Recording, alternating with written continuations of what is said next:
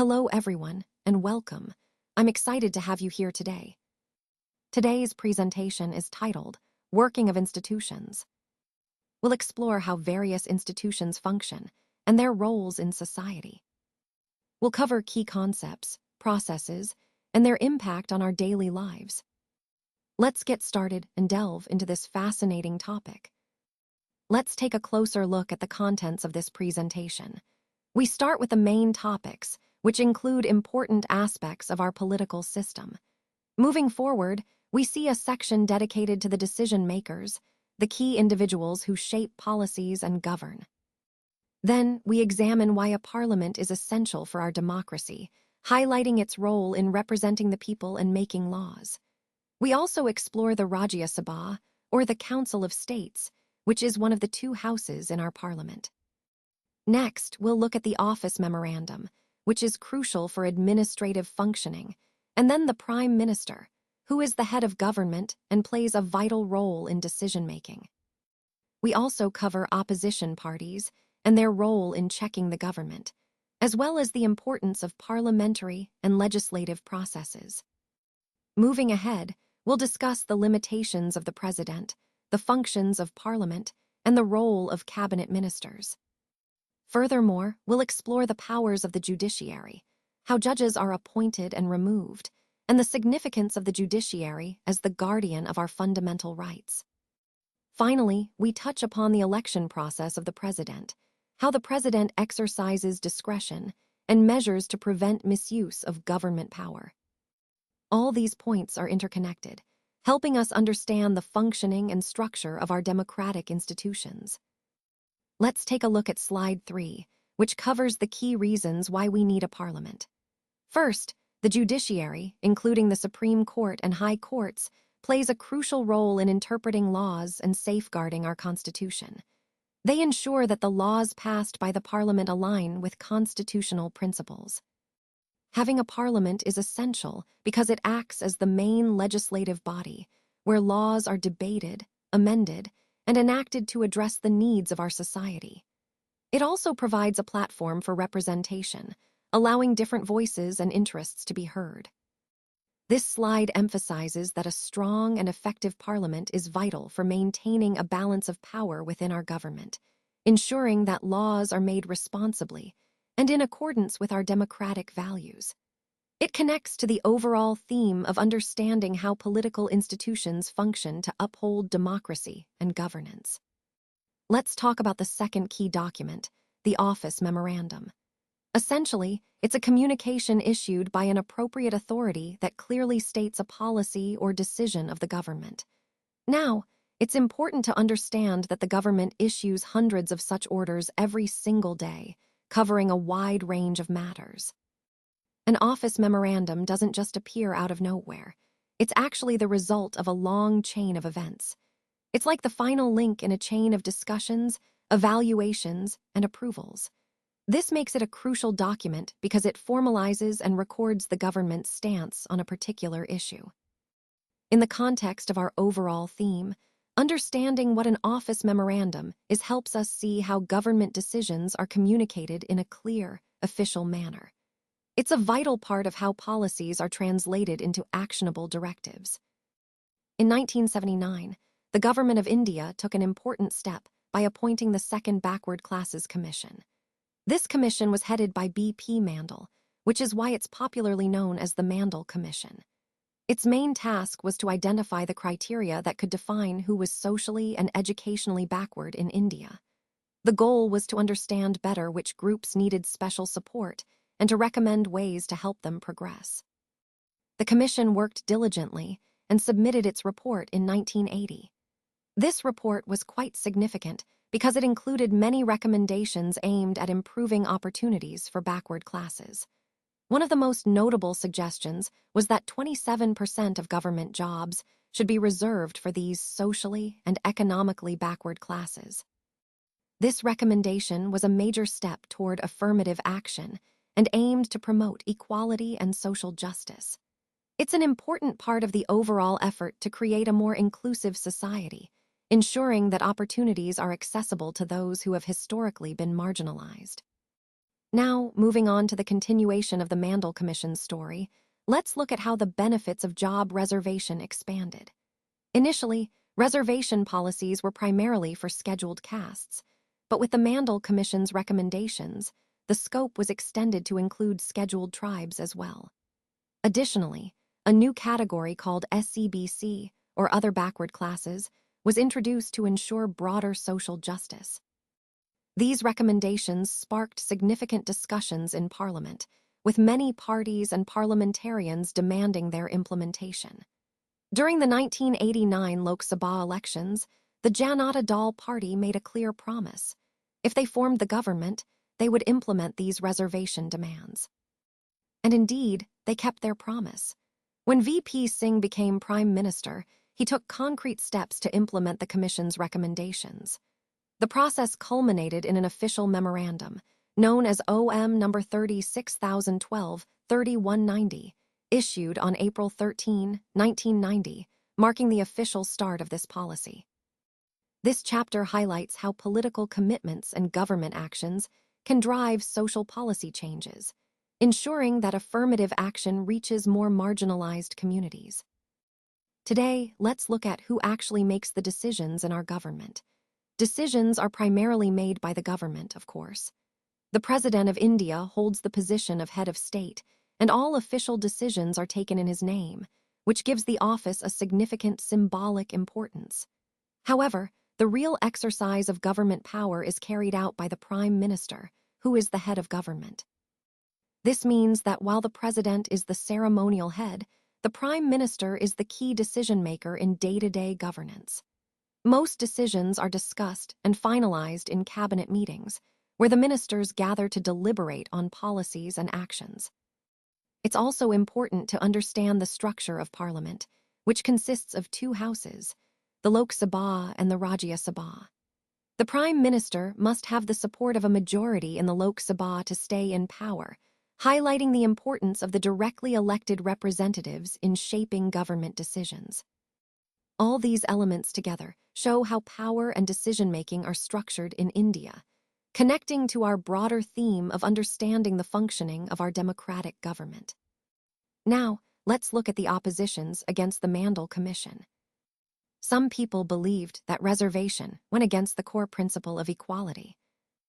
You can imagine how newspapers and magazines were filled with different opinions and debates on this topic. This issue wasn't just theoretical.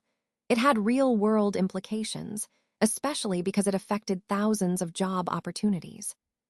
Several individuals and associations strongly opposed the reservation policy and took their concerns to court. All these cases were consolidated by the Supreme Court of India into a single case. This case is famously known as Indira Sawhney and others vs. Union of India. In this landmark case, 11 judges of the Supreme Court heard the arguments from both sides, those in favor and those against the reservation policy. This case was significant because it tested the balance between affirmative action and the principle of equality. It also played a key role in shaping the future of reservation policies in India.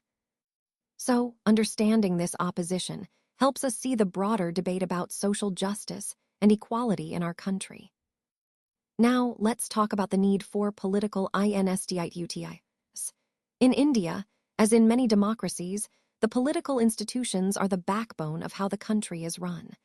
They are responsible for organizing and carrying out all the tasks necessary for the functioning of the nation. Think of these institutions as the framework that holds together the entire democratic process. Working with these institutions isn't always straightforward. There are many rules and regulations in place, which are essential to ensure fairness and proper functioning. However, these rules can sometimes cause delays or slow down decision-making. That's why it's important to understand that these institutions help maintain order and stability, even if they come with their own set of challenges. Now, why do we need these political institutions? Their main role is to frame, implement, and regulate the rules for the country. Without them, there would be chaos, and no collective decision-making process would be possible. In a democracy, no work can be effectively done without the support and functioning of these institutions. They are the foundation that makes democratic governance possible and effective. Now, let's take a closer look at the three important political institutions in India. First, we have the parliament or the legislative body. This is where the prime minister and the cabinet ministers operate, and they are responsible for making all the major policy decisions that shape the country's direction. They play a crucial role in deciding what laws to pass and how to steer the government. Next, there's the executive. This includes the civil servants who work behind the scenes to implement the decisions made by the ministers. Think of them as the people who turn policies into action, ensuring that what is decided at the top actually happens on the ground. Finally, we have the judiciary, with the Supreme Court being the highest authority. This institution settles disputes, especially those between citizens and the government. It acts as a guardian of the Constitution, making sure that laws are applied fairly and that rights are protected. These three institutions, legislative, executive, and judiciary, are fundamental to our democratic system. They work together, each with its own responsibilities, to maintain a balance of power and ensure that the country is governed effectively and fairly. So, why do we need a parliament? Well, the parliament plays a crucial role in exercising political authority on behalf of the people. It's the ultimate body responsible for making laws in our country. This means it can create new laws, change existing ones, or even abolish laws that are no longer relevant. But its role isn't just about lawmaking. Parliament also keeps a check on those who run the government, making sure they act in the best interest of the public. No decision related to governance or policy can be made without the support and approval of the Parliament. Another key point is that Parliament controls money matters, budgeting, expenditure, and financial policies. It is the highest forum for discussion and debate on important national issues and public concerns. Essentially, it's where vital conversations happen, and it can seek information about any matter related to the country.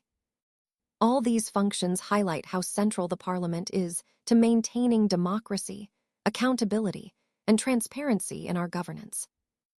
Now, let's talk about Parliament and legislature.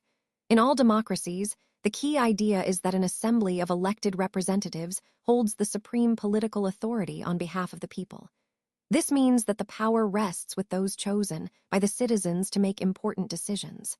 In the context of India, this body is called the Parliament. It plays a crucial role in shaping laws and policies that impact the entire country.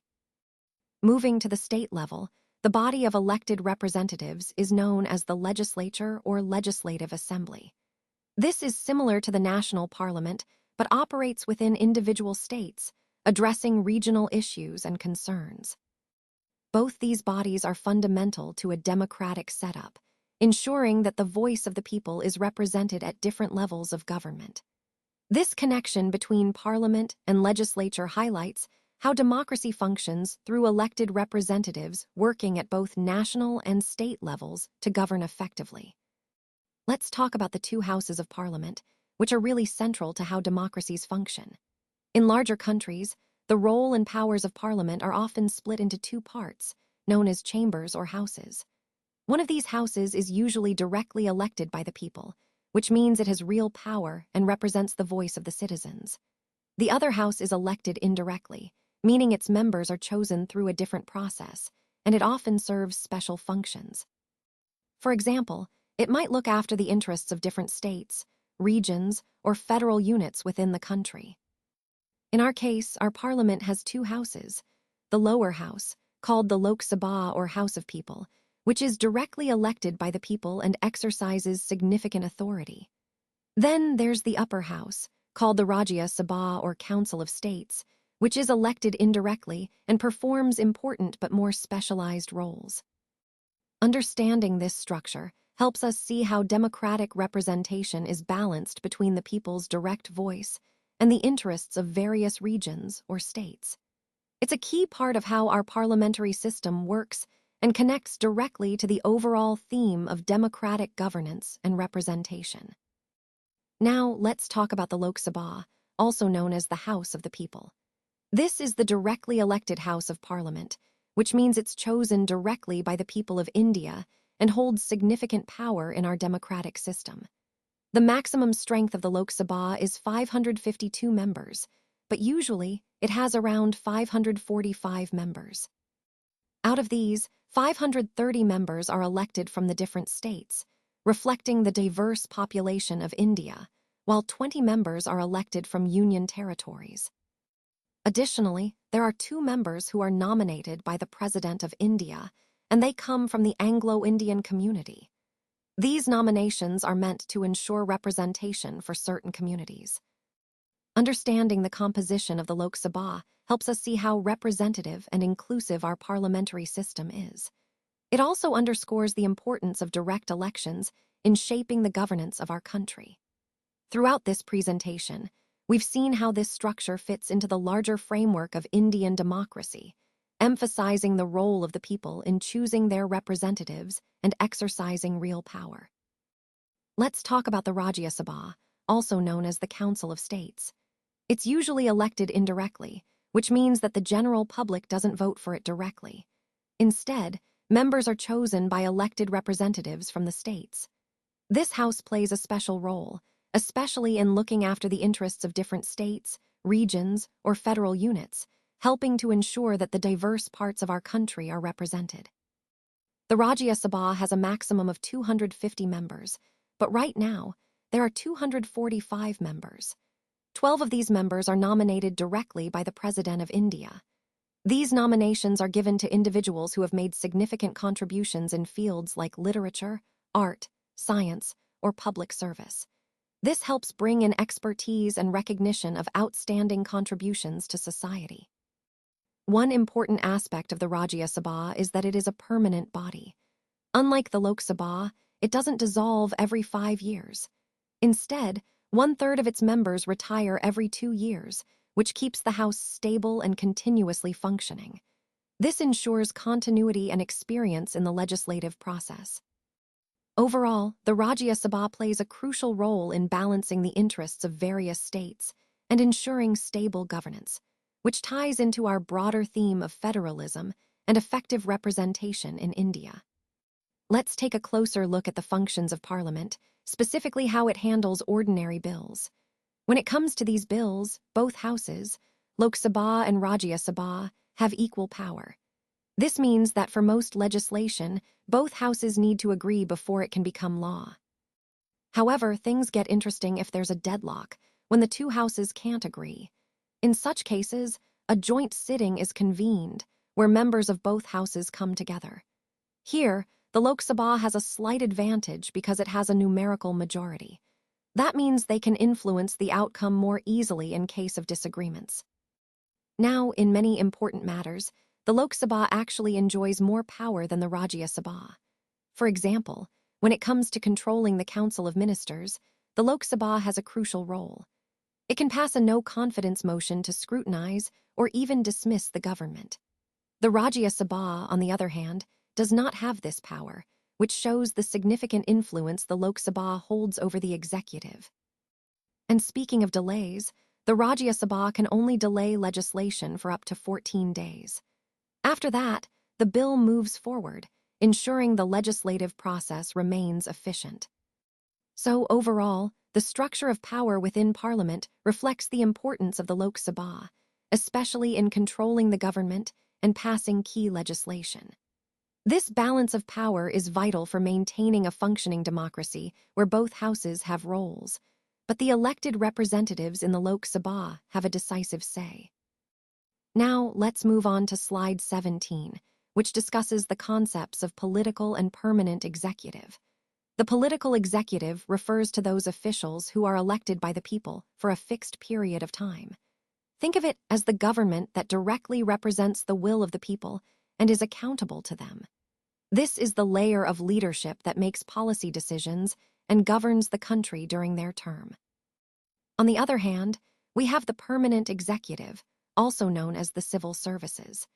These are the officials who are appointed for the long term, providing continuity and stability in administration.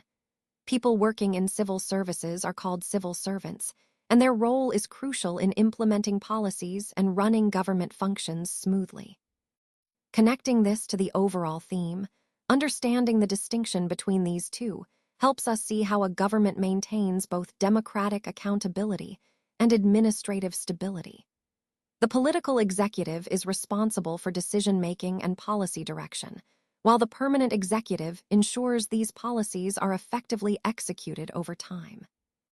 Now, let's look at the key differences between the political and permanent executive. First, the political executive consists of those who are elected by the people for a specific period. They are directly answerable to the citizens for all the decisions they make, which means they bear responsibility to the public. On the other hand, the permanent executive is made up of salaried civil servants who are appointed for the long term. These include persons working in civil services like the IAS, IPS, and IFS. Interestingly, they are not answerable to the people directly, but instead support the political leaders by implementing policies and managing day-to-day administration. When it comes to power, the political executive, such as the Prime Minister and the Council of Ministers, tends to hold more influence and makes the final decisions on major issues. Conversely, the permanent executive is less powerful in terms of decision-making. Their role is mainly to assist and facilitate. Another important point is stability. Civil servants remain in office as long as they have the confidence of the majority in Parliament, which means their tenure is somewhat flexible. Meanwhile, political leaders often change when elections happen or when the ruling party shifts, but civil servants typically stay on even through these changes, with their tenure being fixed. Understanding these distinctions helps clarify how our government functions, balancing elected authority with experienced bureaucratic support, an essential theme in governance and administration. The Prime Minister is actually the most important political figure in the country. They are appointed by the President, which shows the formal process involved. Unlike some positions, the Prime Minister doesn't have a fixed term. They stay in power as long as they lead the majority party or coalition in Parliament. Currently, India's Prime Minister is Narendra Modi. He chairs cabinet meetings, which means he leads discussions and decision-making among ministers. He also coordinates the work of different government departments, ensuring everything runs smoothly. If disagreements come up between departments, it's the Prime Minister who has the final say, highlighting his authority. He exercises general supervision over all ministries, and all ministers work under his leadership. He has the power to assign and reassign work among ministers and can dismiss them if needed. When the Prime Minister resigns or quits, the entire ministry steps down as well. This underscores the fact that, within the cabinet, the Prime Minister is the most powerful figure, shaping policies, making key decisions, and leading the government's overall direction. Now, let's talk about the Cabinet Ministers, which is the core group within the Council of Ministers. This body includes all the ministers who handle various tasks across the government. Typically, there are between 60 to 80 ministers, each responsible for different departments or ministries. The top leaders of the ruling party usually oversee the major ministries, and they come together in what we call the cabinet. Think of the cabinet as the inner circle of the larger council, around 20 ministers, who meet regularly to make important decisions on behalf of the entire government. It's also interesting to note that some ministers have what we call ministers of state with independent charge. These ministers usually manage smaller ministries on their own and only attend cabinet meetings when they are specifically invited. On the other hand, ministers of state assist the main cabinet ministers. They're attached to them and support their work. A key point here is that the cabinet operates as a team. No minister can openly criticize a decision made by the government, even if it concerns another ministry. It's all about collective responsibility and unity. Finally, each ministry has secretaries who are civil servants. Their role is crucial. They provide the necessary background and information that ministers need to make informed decisions. This team effort helps ensure the smooth functioning of our government. Let's take a closer look at the election procedure of the President of India. Interestingly, the President is not elected directly by the people. Instead, the election involves all the members of Parliament, both Lok Sabha and Rajya Sabha, as well as the members of the state legislative assemblies. This combined process ensures a broader representation. Now, when a candidate stands for the presidency, they need to secure a majority of the votes. This majority is crucial because it guarantees that the president truly represents the entire nation, not just a particular region or group. So, in essence, this method emphasizes the importance of a wide consensus, making the president a figure who reflects the collective will of the country's elected representatives. It's a system designed to promote unity and ensure the president's role as a unifying figure across our diverse nation. The President of India is the head of the state, but it's important to understand that his powers are mostly nominal. Think of him like the Queen of Britain, whose role is largely ceremonial and symbolic. However, despite this largely ceremonial role, the president plays a crucial part in overseeing the functioning of all our political institutions. All government activities are carried out in the president's name, which means that legally and officially, everything that happens, whether it's laws being enacted or major policy decisions, are issued in his or her name. This underscores the president's position as the constitutional figurehead of the nation. When it comes to appointments, the president's role is equally significant. He or she appoints key officials such as the Chief Justice of India, judges of the Supreme Court and high courts, governors of states, and election commissioners. These are vital positions, and their appointments are made in the president's name, emphasizing his or her authority in maintaining the integrity of our institutions. Additionally, all international treaties and agreements, things that connect India to the rest of the world, are made in the president's name. This highlights the president's role in representing the country on the global stage. And finally, the president is the supreme commander of India's defense forces, which means he or she has the ultimate authority over the armed forces, even if the day-to-day control lies with the military leadership. Overall, while the president's powers are mostly ceremonial, his role is fundamental in maintaining the constitutional framework and the stability of our democracy. Now, let's talk about the limitations of the president. First, it's important to understand that the president is the head of the state, not the head of the government. This means that their powers are mostly nominal, and they act on the advice of the Council of Ministers. In fact, the president can ask the Council of Ministers to reconsider their advice if they wish. But if the same advice is given again, the president is bound to follow it. Next, when it comes to legislation, a bill passed by Parliament only becomes law once the president gives their assent. The president has the power to delay this process temporarily, sending the bill back to Parliament for reconsideration. However, if Parliament passes the bill again, the president is obliged to sign it. These limitations highlight that while the president has some powers, they are largely exercised within the framework set by the Constitution and the advice of the ministers. This ensures a balance of power and emphasizes the role of the president as a constitutional figurehead rather than an active decision-maker. On this slide, we're looking at the key appointments made by the President of India. The president plays a crucial role in ensuring the smooth functioning of our democracy by appointing several important officials. For instance, the president appoints the Chief Justice of India, which is a vital decision since the Chief Justice leads the judiciary and upholds the rule of law. Similarly, the president appoints judges to both the Supreme Court and the high courts of the states, ensuring judicial independence and proper functioning of the judiciary. Moving on, the president also appoints the prime minister and other ministers, but it's important to note that these appointments are made based on the advice of the prime minister. This reflects the parliamentary system where the prime minister is the real executive authority. The president also appoints governors for each state, who act as the constitutional head at the state level, ensuring a balance between the central and state governments. Additionally, the president appoints election commissioners, who oversee the conduct of free and fair elections, a cornerstone of democracy. Lastly, the president appoints ambassadors to other countries, representing India's interests abroad and strengthening diplomatic relations.